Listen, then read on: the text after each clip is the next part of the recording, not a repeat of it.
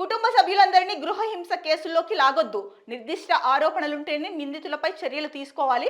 వరకట్నం వివాదంలో సుప్రీంకోర్టు స్పష్టీకరణ.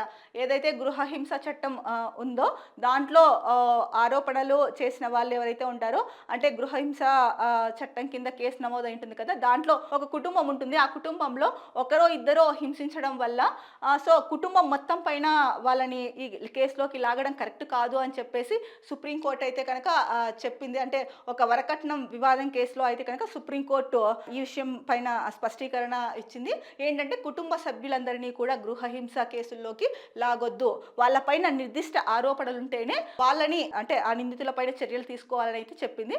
ఇది నిజంగా చాలా మందికి అయితే కనుక కొంత ఊరట కలిగించే విషయం అనే చెప్పాలి. ఎందుకంటే మనం జనరల్గా చాలా చూసుకుంటున్నాము. అంటే కొన్ని కేసుల్లో మధ్యకాలంలో ఏంటంటే చాలా మంది వాపోయారు. గతంలో చూసుకుంటే కనుక వచ్చిన వార్తా కథనాలను బట్టి చూస్తే సో చేసింది ఇంట్లో ఒకరిద్దరు చేసిన తప్పుకి కుటుంబం మొత్తం మీద కూడా గృహహింస కేసు పెట్టారు. సో వాళ్ళ వల్ల మేమందరం కూడా ఏ తప్పు చేయకపోయినా కూడా ఇబ్బందులు ఎదుర్కోవాల్సి వస్తోంది అని చెప్పేసి బాధపడిన సందర్భాలు అయితే కనుక గతంలో మనకి చాలానే ఉన్నాయి.